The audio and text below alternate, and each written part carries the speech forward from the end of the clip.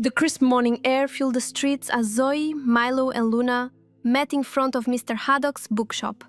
Today felt different, more electric somehow. Zoe could feel the tingling excitement in her fingers as she clutched her notebook filled with clues. Milo had brought a printed map of the neighborhood with several red circles and arrows drawn on it.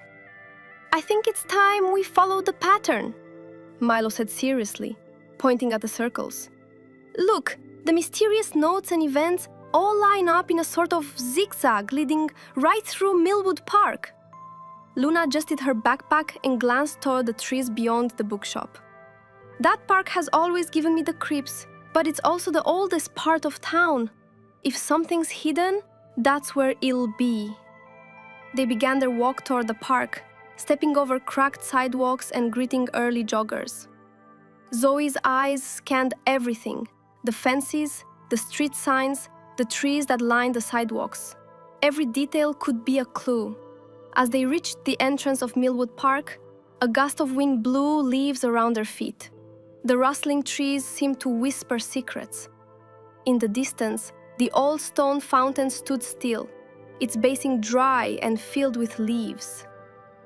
A rusted plaque at its base read, "Donated by A.L. Everhart, 1911. "Everhart again," Zoe muttered. "That name is everywhere." Luna leaned in closer to the plaque.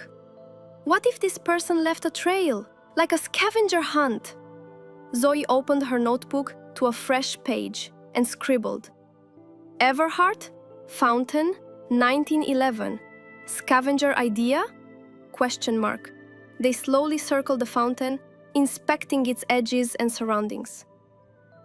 On the ground, just behind a stone bench, Milo spotted something glinting faintly under a pile of pine needles.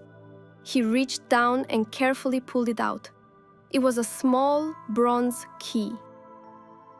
"No way!" whispered Zoe. Milo examined the key. It had a number 3 etched on its side and a peculiar tree symbol near the base. Luna's voice dropped to a whisper. "It's just like the symbol on the old letter we found last week." Zoe nodded, already flipping back through her notebook. "It's matching! Everything's matching!" Suddenly, they heard a faint crunching of leaves behind them. The 3 friends froze. The sound of footsteps grew louder for a second, then stopped. Milo held the key tightly in his palm and Zoe quickly shut her notebook. Luna slowly turned around, scanning the path they had just walked. But no one was there.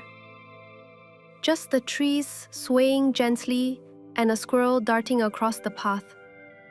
"Maybe just an animal," Luna said, trying to sound brave. Zoe wasn't convinced. "Let's move.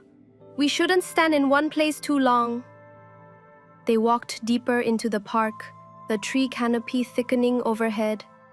Birds chirped in the distance, but otherwise it was quiet, almost too quiet. Following the zigzag path Milo had mapped, they approached a forgotten structure tucked behind thick hedges, a small stone building, almost like a shed, with ivy crawling up its walls. It had no windows, and the heavy wooden door looked like it hadn't been opened in decades. A faded sign above the door read, "Caretaker's Hut, Millwood Grounds." Zoe stepped forward and took out the bronze key. "Let's see if this fits." The key slid into the old lock with a satisfying click. The door creaked open slowly, revealing dust-filled air and shadows dancing along the walls. Luna turned on her phone's flashlight, casting a beam of light into the room. Inside were shelves covered in cobwebs, stacks of forgotten gardening tools, and a wooden table in the center. On the table lay a faded black journal, its edges curled from time. Zoe carefully opened it. The first page was blank. The second page read, "The secret belongs to the curious, but beware. Some doors are meant to stay closed." A chill ran down Milo's spine. That's creepy. Zoe flipped through more pages. There were sketches of the town, strange symbols, and detailed notes, almost like the writer was tracking something or someone. Suddenly, Luna pointed to a sketch on the 5th page.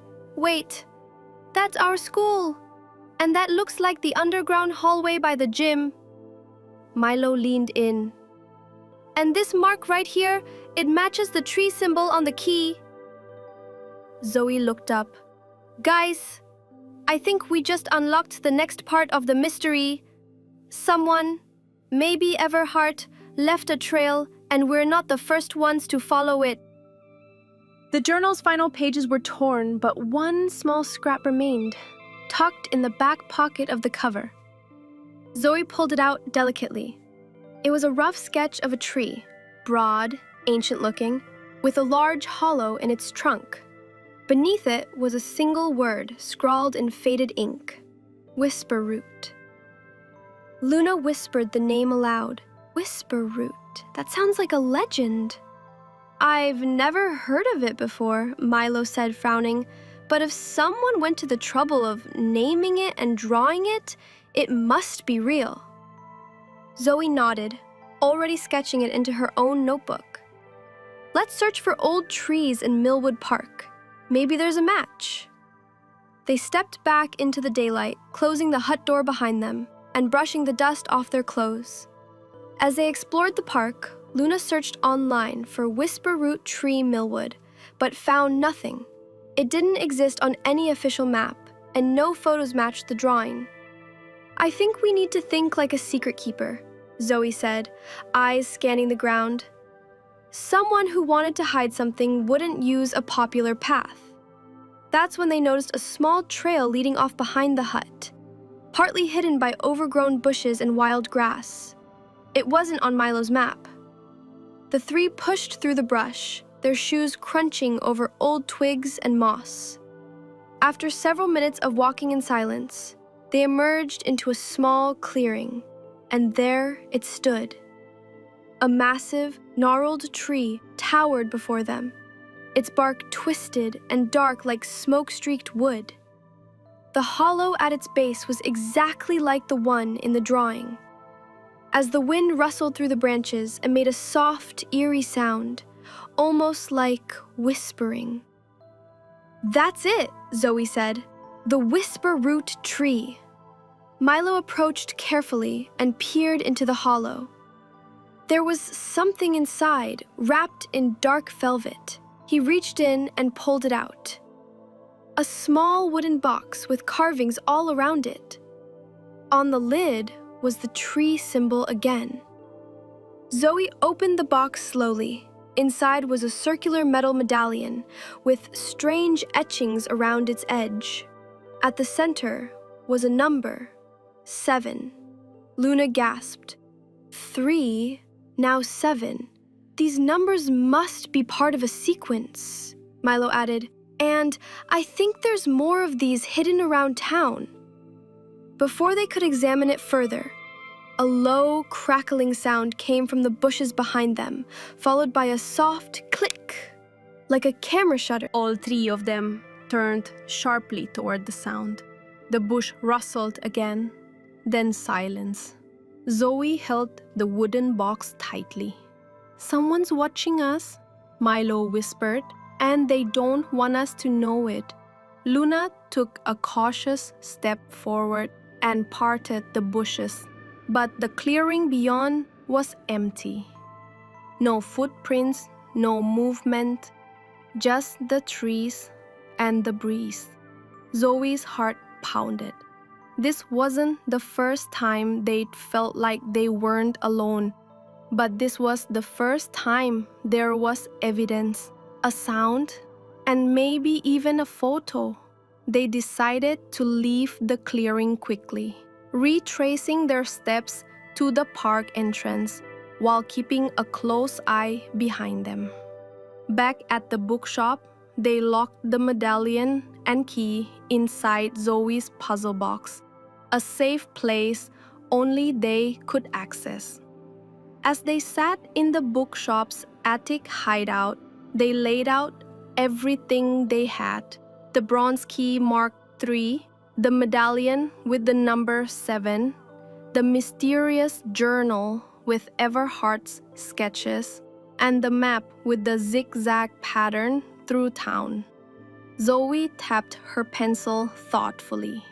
So far, we've got 2 items. That means there might be more. Maybe a full set. And all of them might be leading us somewhere. Milo nodded.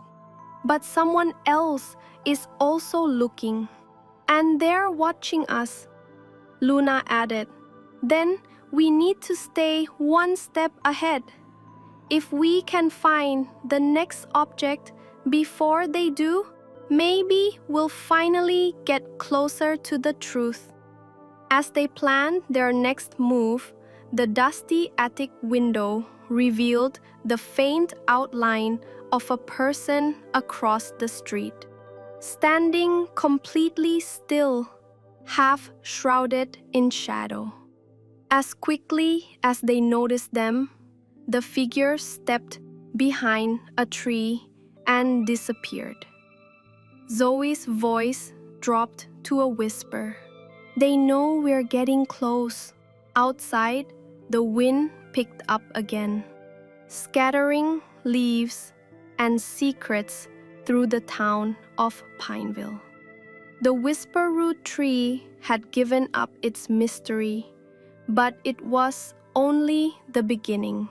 There were more objects, more riddles, and somewhere, someone was watching every step they took.